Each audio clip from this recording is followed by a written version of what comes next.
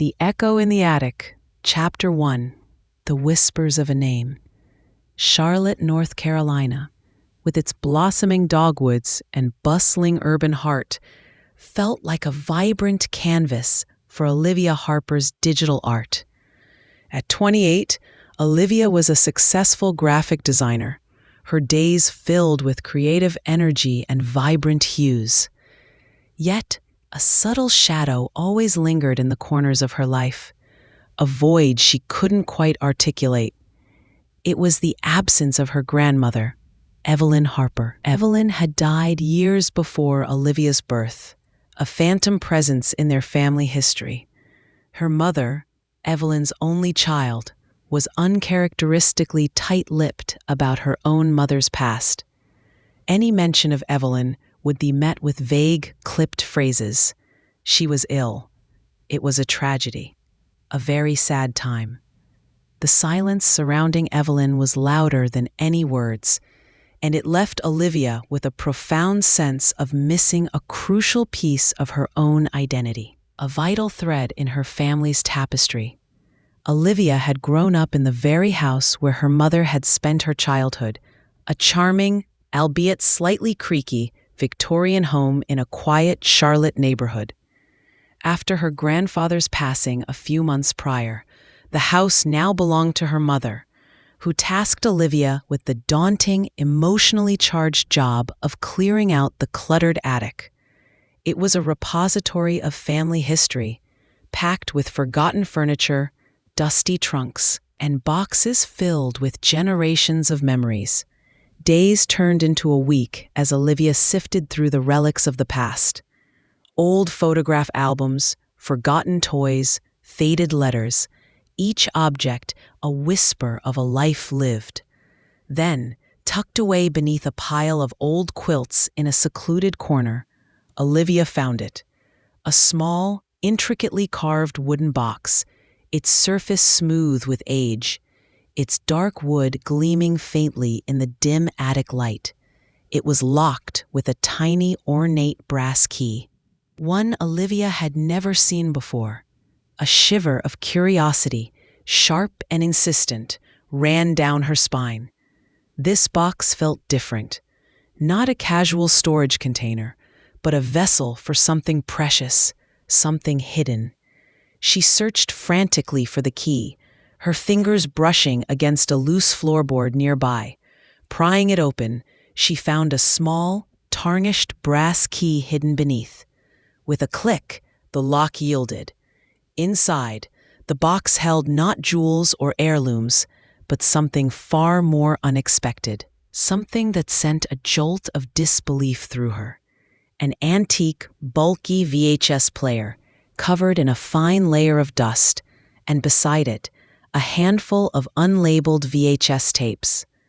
A wave of confusion washed over Olivia. Why would her grandmother, a woman whose life was so carefully obscured, keep these? And why were they hidden so meticulously? Her digital artist's mind, accustomed to uncovering hidden layers and unseen stories, instantly recognized the significance of this discovery. These weren't just old family home videos.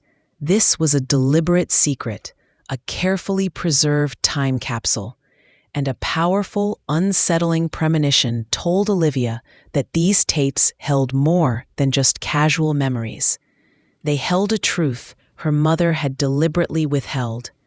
Chapter 2: The Ghost in the Machine. The challenge was immediate: how to play these ancient relics. Olivia's modern apartment boasted no such archaic technology. She called her friend Jake, a computer wizard and tech enthusiast who, with a grin, produced an old VHS player from his garage, along with the necessary cables and converters. "Lucky I'm a digital pack rat, Liv," he'd quipped, unaware of the profound weight of the tapes. The first few tapes yielded predictable, if charming, glimpses into a past Olivia had only heard snippets of. Her mother as a gangly, awkward child, playing in the yard. Her grandfather, stern but loving, tinkering in his garage. Mundane moments, preserved in the grainy, flickering light of a bygone era. Olivia felt a bittersweet ache watching her mother as a child, so carefree, so oblivious to the shadows that would later fall upon their family. Then came the last tape, unlabeled, blank save for the faintest wear and tear. Olivia slid it into the player, her heart thumping a strange rhythm against her ribs. The screen flickered, a burst of static, then resolved into an image that made Olivia gasp. A woman, young, beautiful, with striking green eyes and a cascade of auburn hair. Her features were remarkably familiar, so similar to Olivia's own that it was almost disorienting, like looking at a distorted reflection. It was Evelyn, her grandmother, alive. But Evelyn didn't look well. Her face was pale, almost translucent. Her eyes held a deep, unshakable sadness. She was sitting in a dimly lit room, the light casting long, mournful shadows around her. She looked frail, yet there was a fierce, almost desperate glint in her eyes. She began to speak, her voice soft, slightly raspy, as if from disuse, but firm. And her words, direct and intimate, were not a general family message. They were a direct address to Olivia. "My dearest future granddaughter," Evelyn whispered, her eyes fixed on the camera, a profound, unblinking gaze that seemed to pierce through time and directly into Olivia's soul. "If you are watching this, it means I am gone, and it means my daughter, your mother, has finally, perhaps inadvertently, allowed you to find this. I pray she has found some peace, but I also pray that you, my future Olivia, will be brave enough to understand, brave enough to uncover the truth." Olivia leaned forward, transfixed, tears silently streaming down her face. This was her grandmother, the phantom, speaking to her from the grave. "There is a shadow, my darling, a darkness that has haunted our family for generations," Evelyn continued, her voice gaining a desperate urgency. "A truth that was stolen, a legacy denied. They called it illness, they called it tragedy, but it was a lie, a calculated deception. I tried to fight it. I tried to tell them, but they silenced me. They isolated me. They made me believe I was mad." Evelyn coughed, a dry, racking sound. "I leave you clues, my Olivia, small whispers tucked away, a particular book, a symbol, a piece of jewelry. They will lead you to the truth, to the justice that was denied us, to the restoration of what was taken. Be careful. They are powerful. They will try to silence you too. But you, my Olivia, you have my spirit. You have my heart. You have my eyes. And you will see. You will understand." Her voice grew weaker. "Find the lost gold, Olivia. Not literal gold, but the truth, the legacy. It is there, hidden, for you, my beautiful, brave Olivia." The screen flickered, then dissolved into static. The message ended as abruptly as it began, leaving Olivia breathless, tears mingling with a profound sense of shock and a burning, undeniable determination. Find the lost gold, not literal gold, but what? And what was this shadow? Her grandmother hadn't been merely ill. She had been silenced, suppressed, a victim of a truth too dangerous to be spoken. The vague phrases of illness and tragedy now held a chilling new meaning. This wasn't just a video. It was a plea, a desperate cry for help from beyond the grave. Chapter 3: Threads of a Conspiracy. The video sent tremors through Olivia's carefully ordered world. Her grandmother, far from being just ill, had been a victim, a truth suppressed, a legacy stolen. The lost gold resonated with a chilling specificity. She watched the video countless times, memorizing Evelyn's every word, every gesture, searching for hidden clues, for unspoken warnings. Her first instinct was to confront her mother. She showed her the video, expecting shock, perhaps even understanding. Instead, her mother reacted with a terrifying fury. "Where did you find this? This is madness. Your grandmother was ill, Olivia. She suffered from delusions. This is just the ramblings of a sick woman. You must destroy it. Forget it. Don't you dare go digging into the past." Her mother's desperate vehemence, her fear, only solidified Olivia's resolve. This wasn't just grief or protection. This was trauma. This was a wound that ran deeper than she could have imagined. A secret her mother had been forced to uphold. It made Evelyn's warning about being silenced all the more real. Olivia began her investigation. Her skills as a digital artist, her meticulous eye for detail, became her most potent tools. She analyzed the video frame by frame, searching for subtle hints.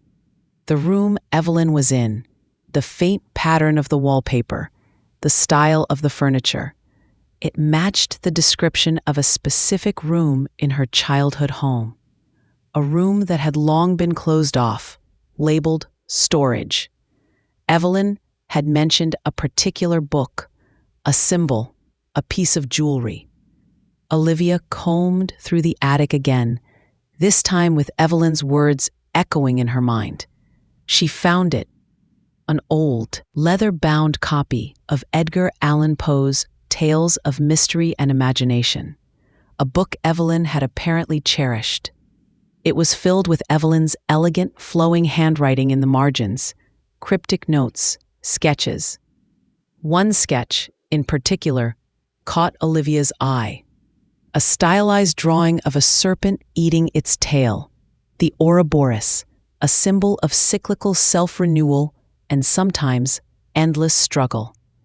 It was drawn next to a poem about hidden truths. Then, the jewelry. Olivia remembered a necklace her mother always wore, a simple gold pendant she had inherited from Evelyn. It was a small, unassuming locket, one her mother considered a sentimental trifle. Olivia borrowed it, her heart thumping. The Ouroboros symbol was subtly engraved on the back of the locket, and inside, hidden beneath the locket's thin backing, Olivia found a tiny, folded piece of parchment. It was a fragment of a very old, handwritten map. With an X marking a specific location and a date, 1938. The pieces were beginning to align. The date 1938, a few years before Evelyn's own birth.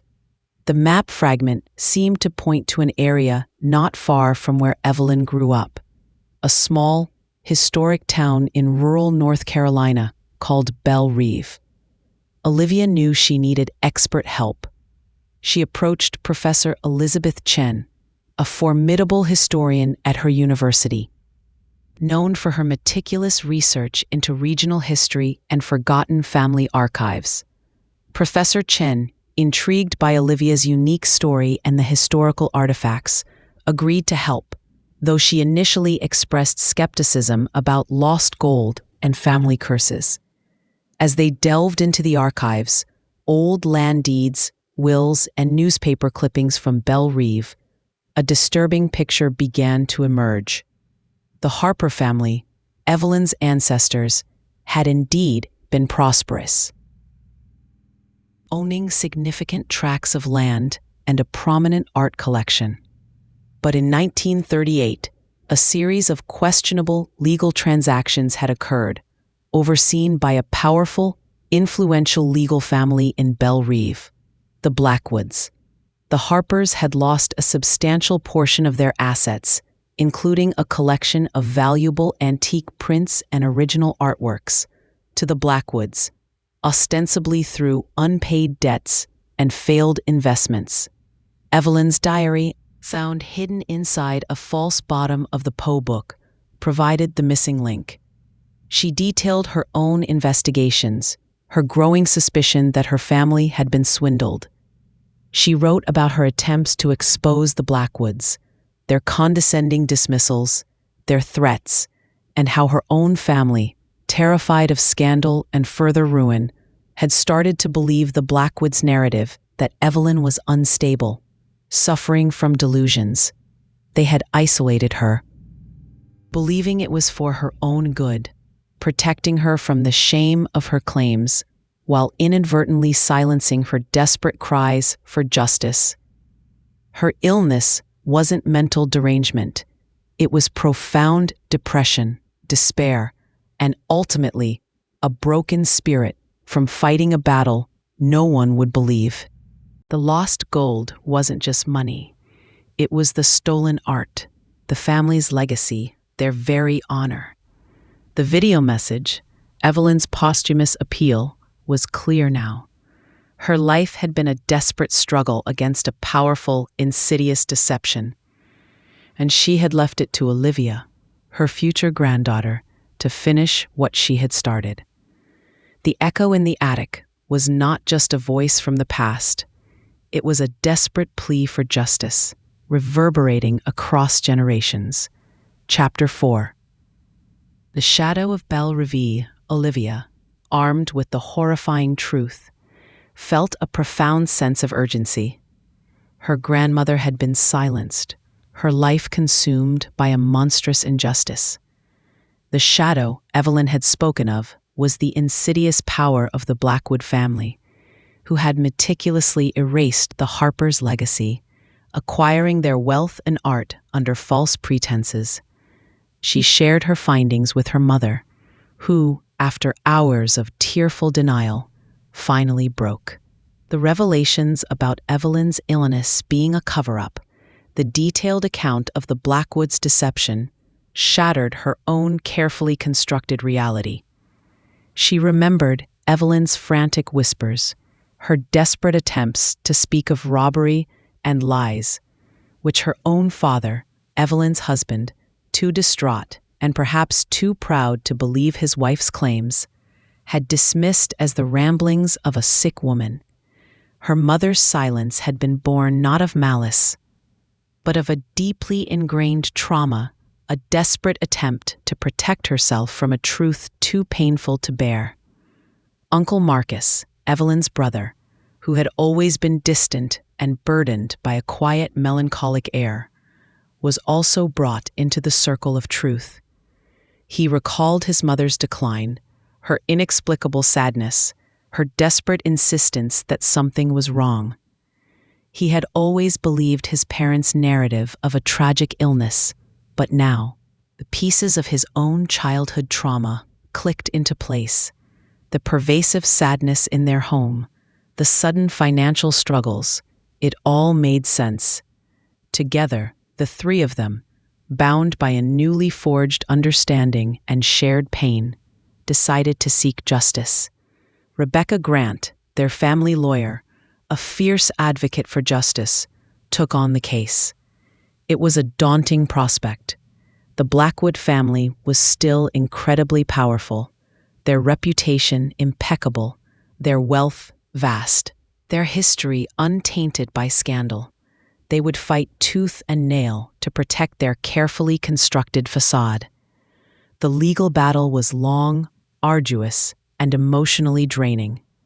The Blackwoods, predictably, scoffed at Olivia's fanciful theories and dismissed the video and diary as the delusions of a mentally unstable woman. But Olivia, with Professor Chen's invaluable historical expertise and Jake's meticulous digital analysis of the ancient documents, compiled an irrefutable case. Old ledgers with forged signatures, land deeds with suspicious alterations, testimonies from distant, now elderly relatives who remembered whispered rumors of unethical dealings by the Blackwoods. The key breakthrough came with a hidden compartment in the family heirloom, a very old, heavy wooden chest that had been in Evelyn's family for generations. The Ouroboros symbol, seen in Evelyn's diary, was carved subtly into its base.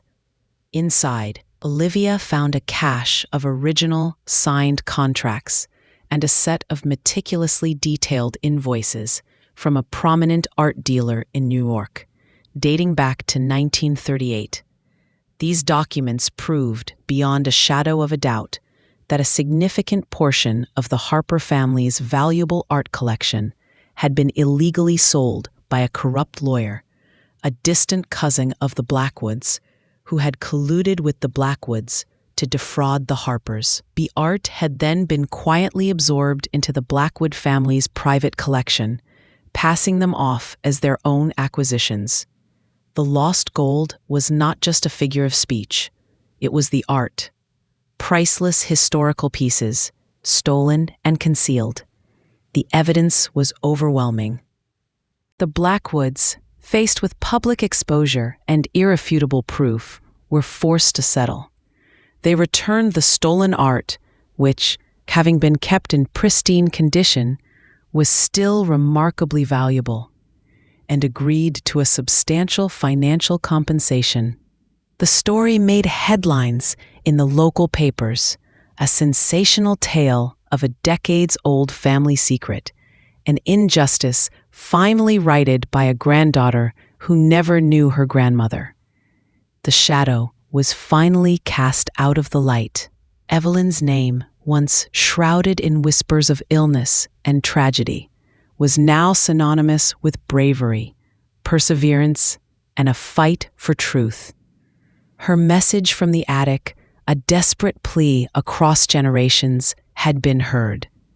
Chapter 5. The Unburdening. The legal victory brought a complex mix of emotions. There was relief, a profound sense of justice finally served, but also a lingering sadness for Evelyn, for the life she had been denied, for the years she had suffered in silence.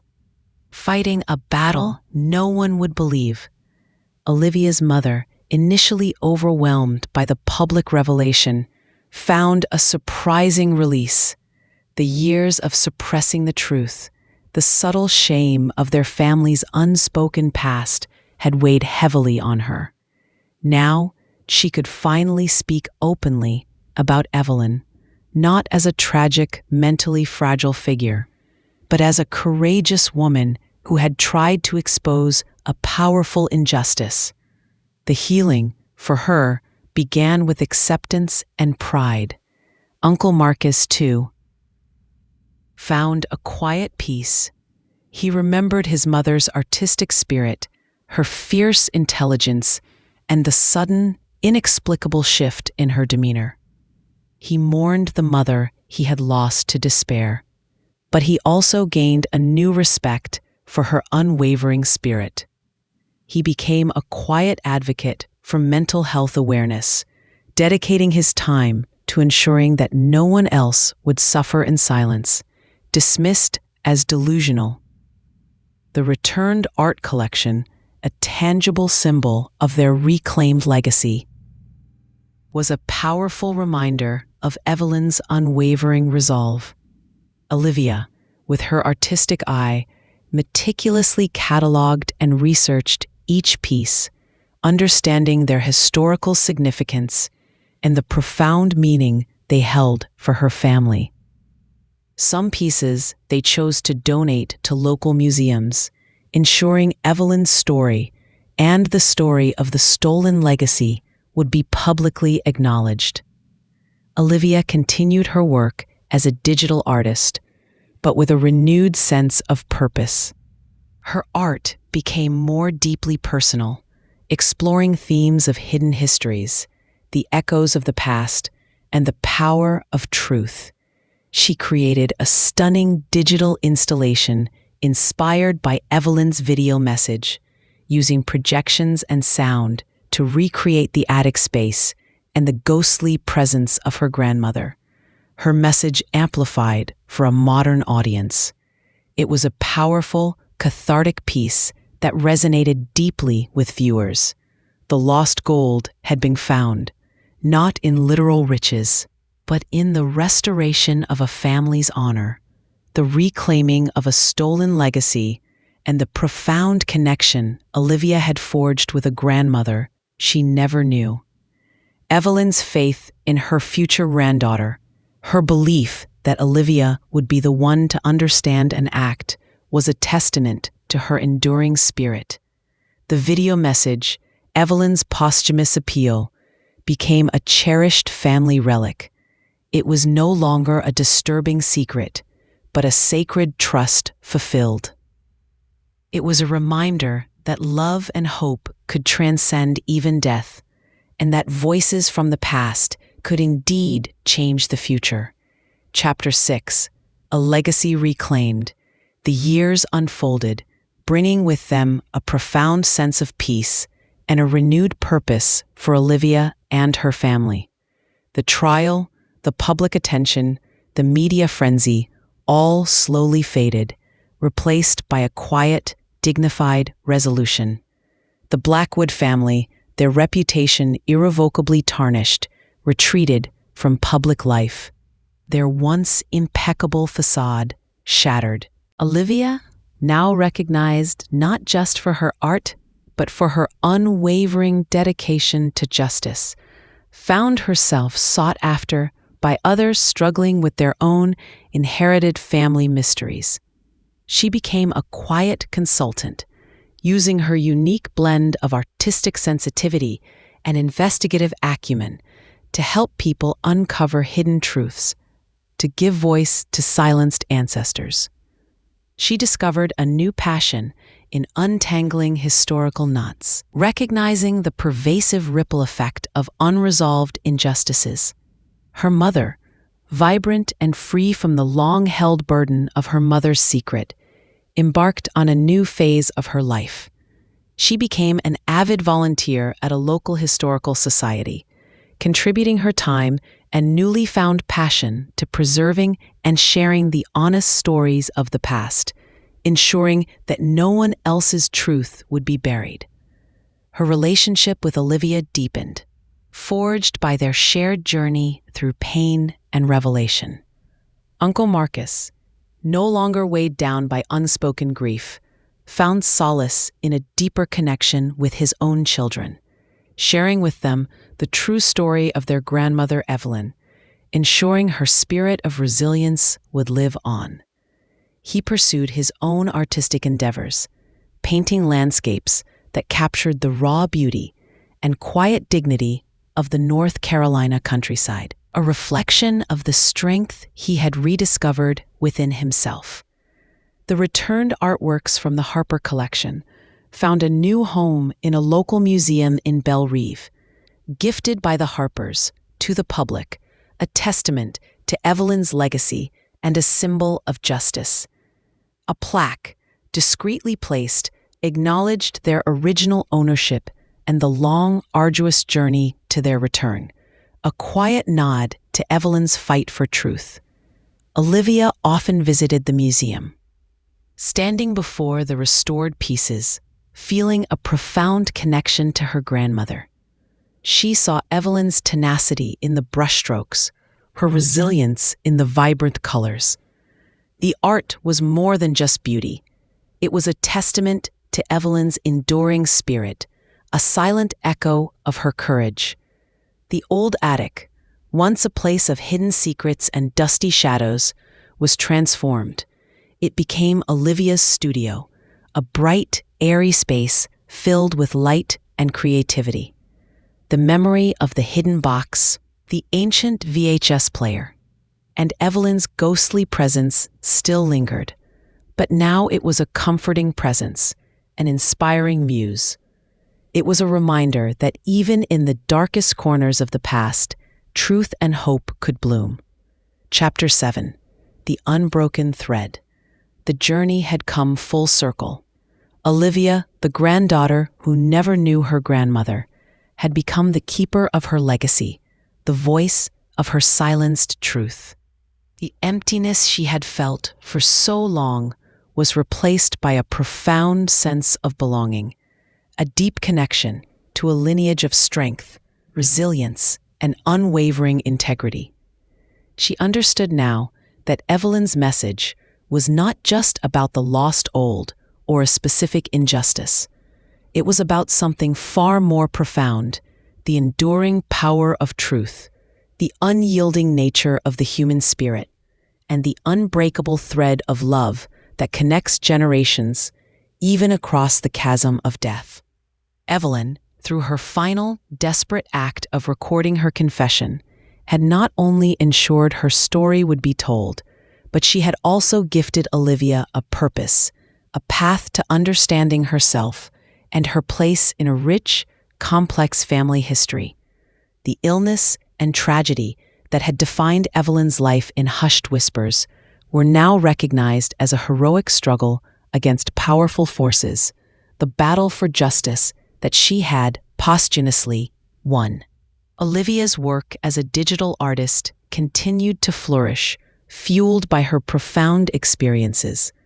She created a series of works inspired by the idea of hidden messages, of truth concealed within layers, of the unseen connections that bind humanity.